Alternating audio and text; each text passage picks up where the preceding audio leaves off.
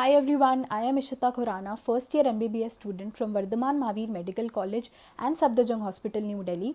तो एक बहुत ही कॉमन डाउट जो सबका काफ़ी एस्पिरेंट्स का होता है वो ये है कि दीदी आप हमें ये बताओ कि इस टाइम पे जब इतना कम टाइम बचा है तो हमें क्वेश्चन ज़्यादा प्रैक्टिस करने चाहिए या रिविजन ज़्यादा करना चाहिए। तो देखो, आपको क्या करना है कि रिवीजन से क्वेश्चन प्रैक्टिस करने हैं और क्वेश्चन प्रैक्टिस से रिवीजन करना है। ये चीज़ समझना बहुत बहुत ज़्यादा इंपॉर्टेंट है कि क्वेश्चंस प्रैक्टिस करने में या फुल सिलेबस टेस्ट देने में या कोई भी टेस्ट देने में और रिवीजन करने में एक बैलेंस बनाना बहुत ज़्यादा ज़रूरी है। ऐसा नहीं करना कि कुछ लोग सजेस्ट करते हैं कि एक दिन में 3 पेपर दो, कि सुबह पेपर, शाम को पेपर, रात को पेपर, ऐसे करके पेपर दो। ऐसे नहीं करना, बिल्कुल भी ऐसे करने का कोई फ़ायदा नहीं है। और ये भी नहीं कि सिर्फ आप रिविजन करे जा रहे हो और पेपर आप अटेम्प्ट ही नहीं कर रहे हो और पेपर देने से डर रहे हो। अगर आप अभी डरोगे तब तो आप पेपर में कैसे आप जाओगे, कैसे नीट में, और पेपर कैसे लिखोगे अगर आप अभी डर रहे हो। तो आपको अपना वो डर भी निकालना है और आपको रिवीजन भी करते रहना है।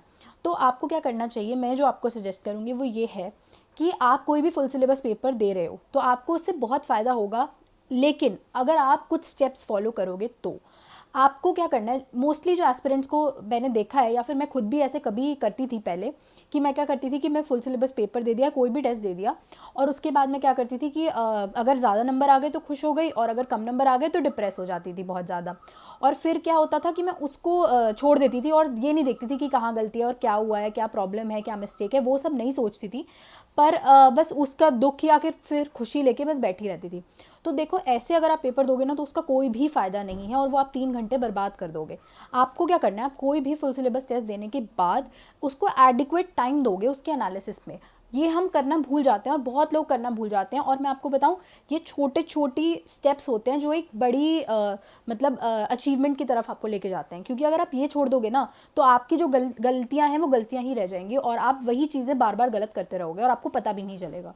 तो अगर आप चाहते हो कि, बहुत लोग पूछते हैं ना नेगेटिव मार्किंग कैसे कम करें या अपनी मिस्टेक्स कैसे कम करें, तो इसका बेस्ट तरीका यही है कि आप पेपर दो और उसके बाद क्या करो, जैसे जो भी क्वेश्चन आपके गलत हुए हैं, जैसे फॉर एग्जाम्पल बायो में आपका कोई क्वेश्चन गलत हुआ है, हो सकता है कि आप वो भूल गए हो या आपका कॉन्सेप्ट वीक हो या जो भी रीज़न है, आप वो वाला टॉपिक उसी टाइम खोल के चेक करोगे अपनी एनसीईआरटी से जो भी नोट्स है और पढ़ोगे पूरा टॉपिक वो वाला।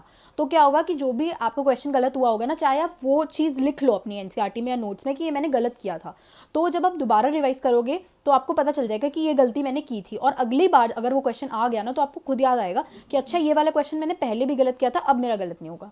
तो इसीलिए पेपर अटेम्प्ट करना भी बहुत ज़रूरी है और पेपर से रिवाइज करना भी बहुत ज़रूरी है। जिन लोगों का अभी सिलेबस कंप्लीट नहीं है और जिनको मैंने मेरी अल्टीमेट स्ट्रैटेजी वाली वीडियो देखी थी, तो उसमें भी कुछ लोगों के कुछ डाउट्स थे जो मैं क्लैरिफाई करूंगी। जिनका सिलेबस कंप्लीट नहीं है उन्हें तो मैंने यही बोला था कि आप नए क्वेश्चंस प्रैक्टिस मत करो, नए क्वेश्चंस आप फुल सिलेबस पेपर से ही करोगे। जो पेपर्स आप या टेस्ट अटेम्प्ट करो उससे नए क्वेश्चंस करोगे, प्रीवियस ईयर क्वेश्चंस बहुत अच्छे से करोगे या पुराने किए हुए क्वेश्चंस ही रिवाइज करोगे। ये चीज़ कॉमन है उन लोगों के लिए भी जिनका सिलेबस कंप्लीट है। उनको ज़्यादा नए क्वेश्चंस की तरफ नहीं मतलब भागना, बल्कि फुल सिलेबस से आप जो भी नए क्वेश्चंस देख रहे हो वो पूरे पेपर में देखोगे और पुराने क्वेश्चन रिवाइज करोगे। पुराने क्वेश्चन रिवाइज करना बहुत ज़्यादा ज़रूरी है along with previous year questions. क्योंकि आपको एकदम से स्ट्राइक अगर करना चाहते हो, जैसे ही क्वेश्चन है आप चाहते हो कि एकदम स्ट्राइक करे आपके दिमाग में, तो आपको बार बार मेथडोलॉजी, क्वेश्चन को सॉल्व करने की मेथडोलॉजी आपके दिमाग में बैठी हुई होनी चाहिए, कि जैसे बैठ गई है कि अगर ये क्वेश्चन आया तो इसमें अच्छा ये कॉन्सेप्ट ऐसे लगेगा। तो वो करने के लिए ना आप अगर रिपीटेड नंबर ऑफ रिवीजन करोगे एक ही टाइप के क्वेश्चन का, तो आप ज़्यादा बेटर कर सकते हो रादर दैन आप नए क्वेश्चंस प्रैक्टिस करते जाओ। नए क्वेश्चन प्रैक्टिस करना भी ज़रूरी है, but that you can do from the test which you attempt.